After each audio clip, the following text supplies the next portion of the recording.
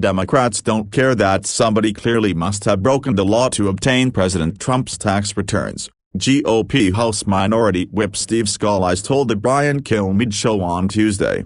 Scalise, our law, made the comment following a New York Times report that President Trump paid no federal income taxes in 10 of the previous 15 years. On Monday, Trump defended his tax history, saying that he paid millions of dollars to the Internal Revenue Service and argued he is entitled to tax credits like everyone else in the wake of the New York Times report. Scalise told Fox News radio host Brian Kilmeade on Tuesday that the Democratic Party has been the party of hoaxes, Russia collusion, impeachment, tax returns since 2016 because they have no agenda. They don't want people to be looking at their agenda, which is to move towards socialism, Scalise continued. Joe Biden is trying to hide what he's standing for. That's why they hide him in a basement. Scalise then referenced the first presidential debate between Trump and Biden scheduled for Tuesday night and said Democrats and the former vice president are not going to be able to hide then. Everybody's going to be watching, Scalise said, noting that there are going to be two different approaches to government on display during the debate. He then explained the approaches, saying one is freedom, what President Trump's done to get an economy back, versus Biden who has been trying to hide what he stands for so they, Democrats, just throw everything at the wall, accuse the president of things every day. People are sick and tired of that kind of personal politics, Scalise said, adding that Democrats literally have whistleblowers who leak classified information illegally and it turns out most of this stuff they leak ends up being false.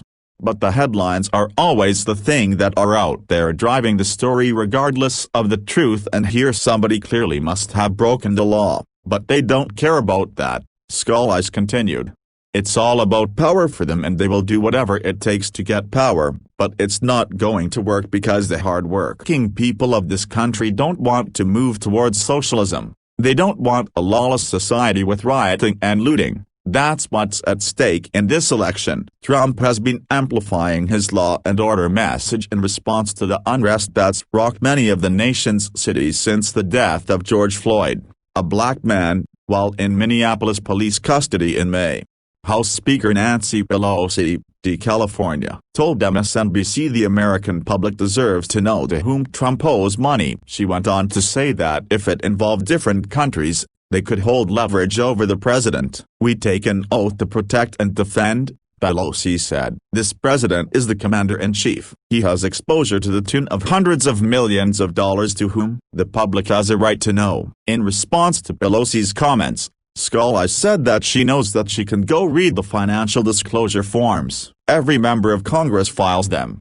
President Trump's forms are out there and shows all of those things, he continued, adding that Democrats don't care about that. What they're trying to do is throw out smoke and more smoke in the hope that somebody sees a fire because they don't want people looking at Joe Biden's ties to Russia. For example, Scalise said, why didn't the Obama-Biden administration help our friends, the Ukrainians, when they wanted to get those tank-busting missiles when Russia was coming into Eastern Europe? Why? Because the mayor of Moscow gave money to Biden's son. An interim report released by Republicans on the Senate Homeland Security and Finance Committees on their months-long joint investigation into Hunter Biden's role on the board of Ukrainian natural gas firm Burisma Holdings revealed that an investment firm co-founded by the younger Biden, Rosemont Seneca Thornton, received $3.5 million in a wire transfer from Yelena Baturina, the wife of the former mayor of the Russian capital.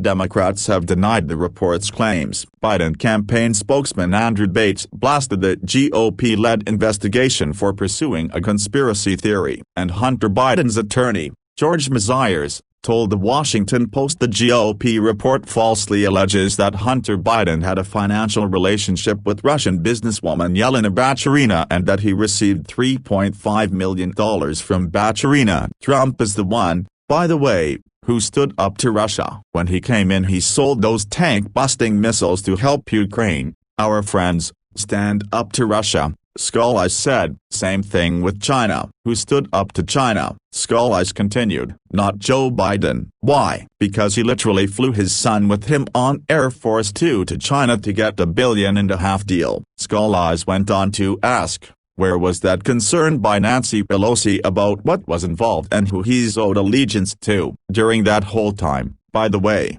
the Obama-Biden time, you saw China stealing our jobs, our blue-collar jobs, Scalise said, adding that our middle class was evaporating during the Biden years. He pointed out that, in contrast, President Trump is standing up to China today by getting better trade deals, bringing jobs back to America, and making more things in America.